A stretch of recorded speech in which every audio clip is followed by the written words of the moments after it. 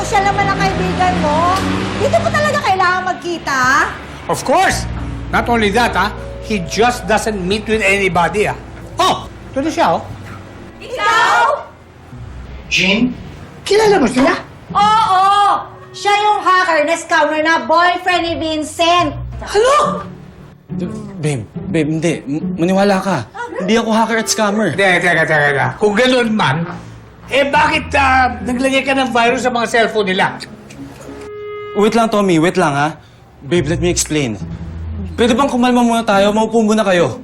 Magpapaliwanag ako. You better have a good explanation, Oh, come on.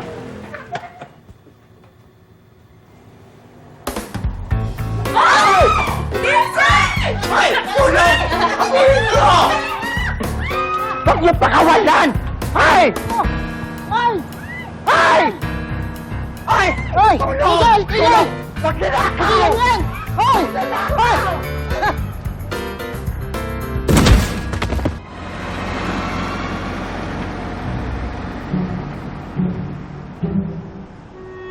Naku, sorry! Sorry! Hoy! Tulungan niyo ako! Nabangga ako! Sorry! Okay lang yan, sir.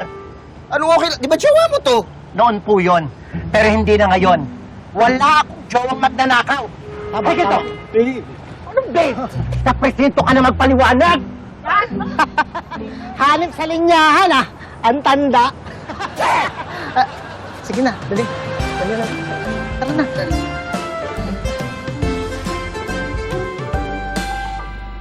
Salamat, Mang Tommy. At least, ngayon napatunayan ko na talaga manluloko yung jowa ko. Oo nga. Teka, paano yung perang nakuha niya sa inyo? Ibabalik niya ba? Sir, yun naman po ang promise niya Oh.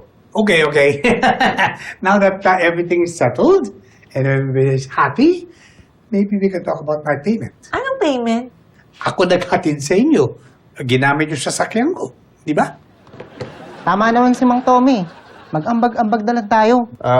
Teka, sige, sagot ko na. Magkano ba? 540 pesos. Sige. Happy to my friend, 540 pesos papunta, ha? 540 pesos pabalik. Tapos pinagkitay niyo pa ako. So, maybe about 3,000. Hoy! 3,000? Come on! Ay, naku, sir, huwag kayong pumayag. Huwag niyong bayaran yan.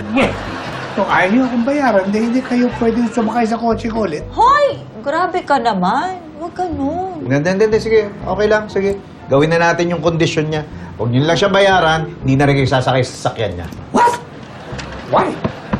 Next week, ibabalik ko na lang yung shuttle. Bale, iahatid na lang kayo, tsaka susunduin kayo papunta opisina. Thank you, sir.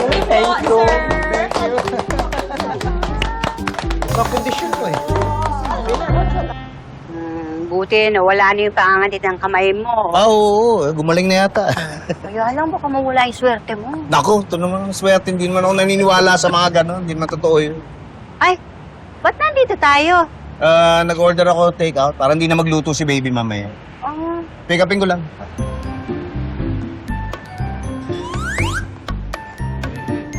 Ay, teka muna. Pwedeng kumuha ang cake? Oo, sige. Lagay ko lang sa kotse, ha? Okay, thank you. Sige.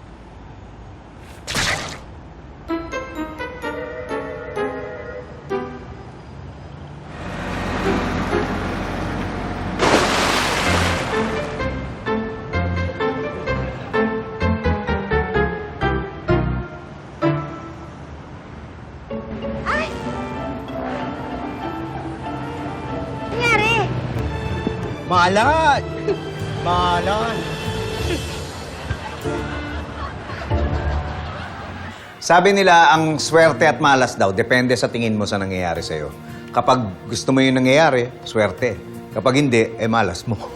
Pero sa totoo lang, ang swerte nakadepende rin sa mga taong nasa paligid natin. Kapag may pamilya kang nagpapahalaga at mga kaibigang handang sumalo sa'yo, masasabi mo ang swerte-swerte mo kahit minsan napakamalas mo.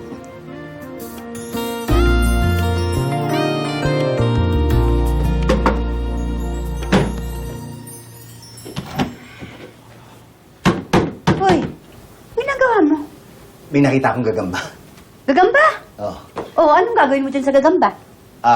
Magpapakagat uli ako. Baka bumalik yung swerte ko. Kala ko ba hindi ka ka naniniwala sa swerte. Ay, teka.